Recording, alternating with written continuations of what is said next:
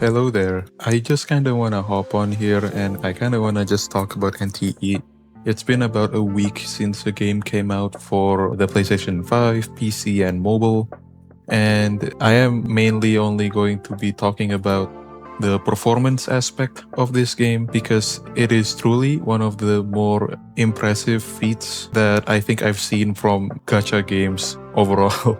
So, this game is running on Unreal Engine 5, and even the mobile port, I believe it is running on Unreal Engine 5. It's naturally going to be pretty heavy, and this game is clearly not meant to be run with low specs. I could provide the minimum and recommended requirements that they have on their website on the screen right now. But yeah, so you could just pause when you need to read that. And to let you know about the specs I'm currently using, I am using an Infinix GT30 Pro with a MediaTek Dimensity 8350, and you could see the clock speeds and stuff like that here. And the model I'm using is the 12GB RAM model. So it's definitely on the more higher end side of phones in general, but it is not flagship level. The Dimensity 8000 series is more like upper mid-range model, and even then, this thing could run NTE with a cooler, by the way. Yeah, I forgot to mention that I am using a cooler. You could see here that the temperature is at 35.5 degrees Celsius. Usually, if I'm pushing the game at 60 FPS with the highest graphics possible, it would usually shot up to around 43 degrees Celsius.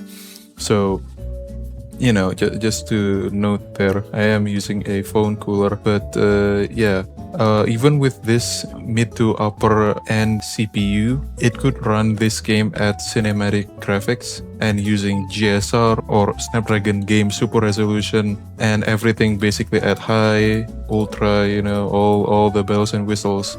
And yeah, take a look at this. This is, of course, nighttime, and the performance is kind of hindered a little bit with screen copy. I am using screen copy to broadcast the game to my laptop, but when it's not streaming or screen recording, it could run basically stable at 60 frames per second, and even then this alone is already pretty impressive, and I definitely did not expect this when the game first came out. And even on nighttime like this, and then I set the weather to rainy here, the game impressively renders all effects accurately.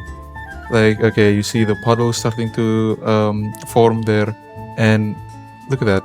It has actual screen space reflection, which is insane for a mobile game of this caliber. Like, yes, I'm aware the map is not that big as of right now, but most games out there in general usually do not fully utilize screen space reflections. They usually use it for, big open bodies of water like lakes, seas and stuff like that, or rivers, but not for puddles on streets. And yeah, look at this, dude. It looks very, very pretty. The trees all just kind of like reflected very nicely here. Of course, if I look away from the trees, they disappear. But this is just like, I guess, proof that they are real-time screen space reflections. You could also see like the vague ghosting from my character here. Yeah, you see that? That's just like the byproduct of having screen space reflection. Not only screen space reflections, a more uncommon effect that I don't really see from mobile games is this ambient occlusion. You could see that they're like barely around the car's tires there. There are black lines across the tires and around the underneath of the car. And that is ambient occlusion. It's not as accurate or as realistic looking as the PC or PS5 versions, especially PC with its ray tracing capabilities. We could see the proof of ambient occlusion happening if we drive or move fast. As you could see, a combination between the ambient occlusion and the anti-aliasing or the super resolution thing. There is a bit more ghosting there, which I have to say looks pretty off, but it does prove that there is ambient occlusion. However, these effects are basically only exclusive for the highest setting of the game, which is cinematic. If you lower the game to extreme graphic settings, you'll still get the real-time reflections, but you do not get the ambient occlusion. So I guess if you don't want to see this kind of ghosting, you could just switch it there and save a bit more performance. But yeah, this game is, in my opinion, very impressive. And look, I don't want to compare gacha games because of course that's a very heated conversation with the fandom there. I'm just comparing this in terms of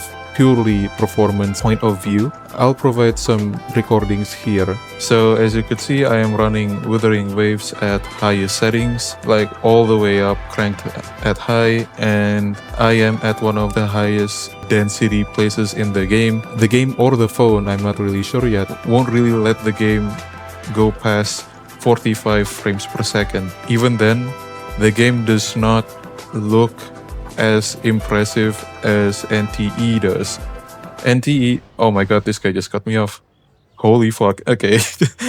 But anyway, NTE has all these very impressive and dazzling effects. It has very intense bloom effects. It has, again, screen space reflections and ambient occlusion, which is pretty rare for mobile ports. For Wuthering Waves, they kinda gave up on that. They did include some effects back in the day when the game first came out, like ambient occlusion, but I guess they tried to like implement it and optimize it for mobile. They just can't really integrate it as well as they thought they could at the time, maybe, I don't know. But yeah, basically the difference between high and low settings is that the internal game resolution is different, the shadows on or off, and maybe some object loading, you know, like the LODs and their overall quality. That's it. But in terms of like post-processing effects, the only real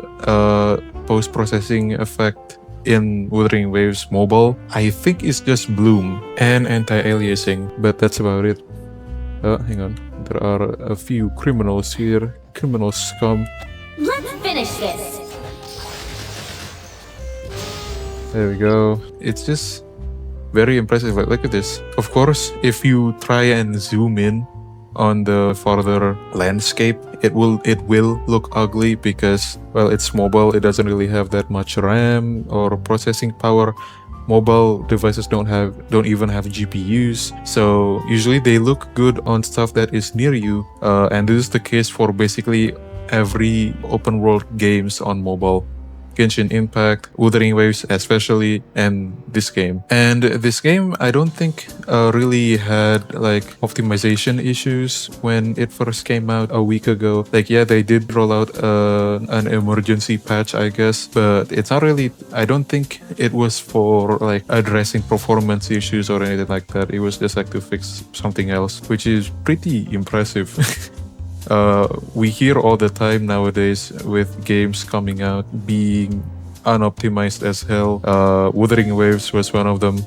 Of course, I keep shit talking Wuthering Waves here, but I do love that game, like, don't get me wrong. And I am just comparing it purely performance basis. Oh yeah, okay. I also wanna let you take a look at this. Even on regular surfaces like this one, this this tile floor here, they still utilize the screen space reflections. Other gacha games would do this. Wuthering Waves do this, Genshin Impact does this, but they only do that on PC. On mobile, again, they strictly use SSR only for large bodies of water and not materials like this. And I think this is PBR too, like you could kind of see the tiles having textures there, and it's not fully clear like glass. It's kind of like a bit blurry like how a real tile would. So I feel like this is a combination of actual SSR and actual usage of PBR on mobile while maintaining a respectful 50 plus frames per second. Again, while recording using screen copy, which is very, very interesting, very, very impressive in my opinion.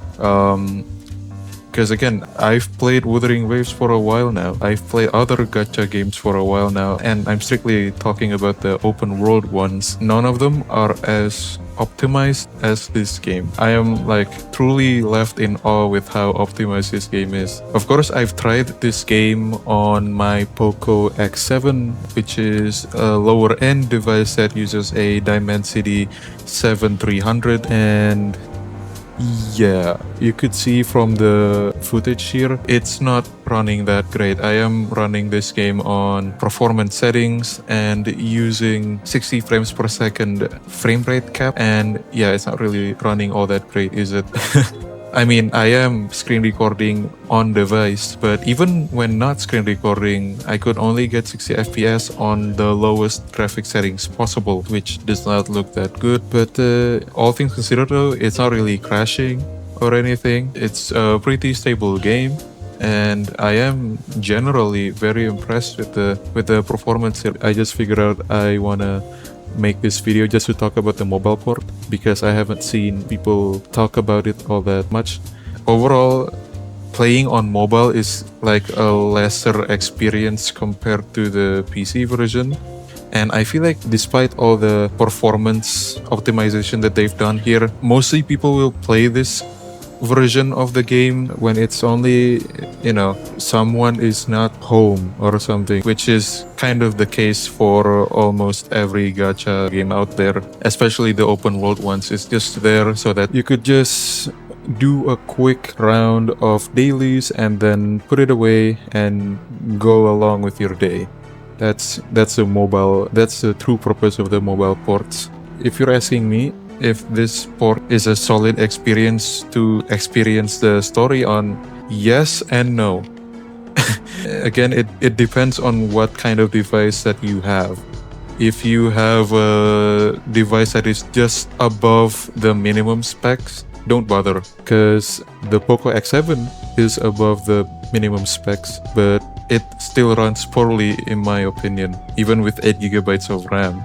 But if you do have a phone with at least a Dimensity 8000 series, a newer one of course, you could just experience the story of the game here, as long as you have a cooler or a phone cooler. But yeah, very impressed with NTE, and I do hope the team could continue the development of the game, keep up the good work. And I do hope that the developers would reduce the amount of AI generated content in the game in the future, or maybe replace the currently existing ones. I don't know, maybe. Maybe just fucking hire some artists or something. But yeah, besides that little gripe that I have with the game, with the whole AI thing, it is a great game. I can't really discredit the game for that. It is a game with like a lot of tender love and care that was put into it. Again, it's just my opinion though. If you still don't want to play the game, it's fine. I'm not your fucking dad. You could do whatever you want. So yeah. This is just a little rant video, I guess, because I am truly impressed with this game's optimization for the mobile port. And yeah, that's about it, I guess. Let me just end the recording here.